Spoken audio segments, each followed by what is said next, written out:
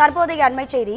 அண்ணா பல்கலைக்கழக மாணவி வன்கொடுமை சம்பவத்தில் எஃப்ஐஆர் வெளியானது எப்படி என உச்சநீதிமன்றம் கேள்வி எழுப்பியிருக்கிறது.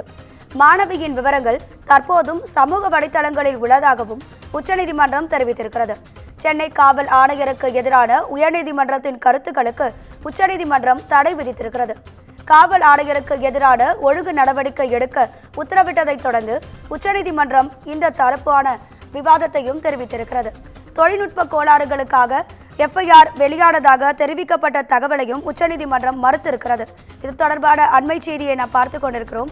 இது குறித்தான கூடுதல் தகவல்களை தருவதற்காக நமது தலைமை செய்தியாளர் சிவா இணைப்பில் இருக்கிறார். சிவா வணக்கம், உங்க விரிவான தகவல்களை சொல்லுங்க.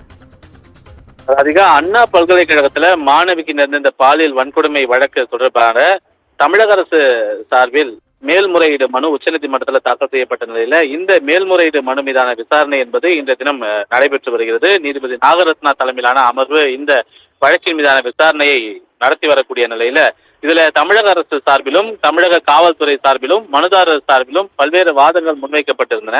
பல்வேறு வாதங்களையும் கேட்டிருந்த நீதிபதி காவல்துறை ஆணையருக்கு எதிராக உயர்நீதிமன்றம் பிறப்பித்த அந்த உத்தரவு, அதாவது ஒரு கருத்தை தெரிவித்திருந்தது ஆணையருக்கு எதிராக, அந்த கருத்துக்களுக்கு உச்ச நீதிமன்றம் தற்போது தடை விதித்திருக்கிறது. எனவே ஆணையருக்கு தொடர்பு இருப்பதாக கூறிதான் இந்த கருத்துக்களை உயர்நீதிமன்றம் தெரிவித்திருந்தது. எனவே இந்த வழக்கை பொறுத்தவரை எஃப்ஐஆர் வெளியான விவகாரம் மிகப்பெரிய ஒரு உதாரணமானது. இந்த எஃப்ஐஆர் வெளியான சில மணி நேரத்திலேயே ஆணையர் செய்தியாளர் சந்திப்பை நடத்தியது எப்படி, யாரை காப்பாற்றுவதற்கான உள்நோக்கம் அதில் இருக்கிறது என்பன போன்ற கருத்துக்களை எல்லாம் உயர்நீதிமன்றம் தெரிவித்து ஆணையருக்கு எதிராக என்ன மாதிரியான நடவடிக்கைகள் எல்லாம் எடுக்கப்பட்டிருக்கிறது என்பது தொடர்பான ஒரு கேள்வியையும் ஆணையருக்கு எதிராக நடவடிக்கை எடுப்பதற்கான ஒரு உத்தரவையும் வழங்கியிருந்தது. எனவே இதனை எதிர்த்து தமிழக அரசின் சார்பில் மேல்முறையீடு உச்சநீதிமன்றத்தில் செய்யப்பட்டிருந்தது. அப்போதுதான் உச்சநீதிமன்ற நீதிபதி நாகரத்னா காவல்துறை ஆணையருக்கு எதிராக உயர்நீதிமன்றம் தெரிவித்த அந்த கருத்துக்களுக்கு தடை விதித்தது மட்டுமல்லாமல் ஏற்கனவே இந்த வழக்கை சிறப்பு புலனாய்வு குழு விசாரித்து வரக்கூடிய நிலையில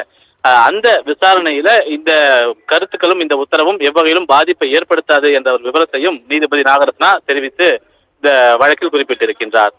ராதிகா, உங்க விரிவான தகவல்களுக்கு நன்றி சிவா.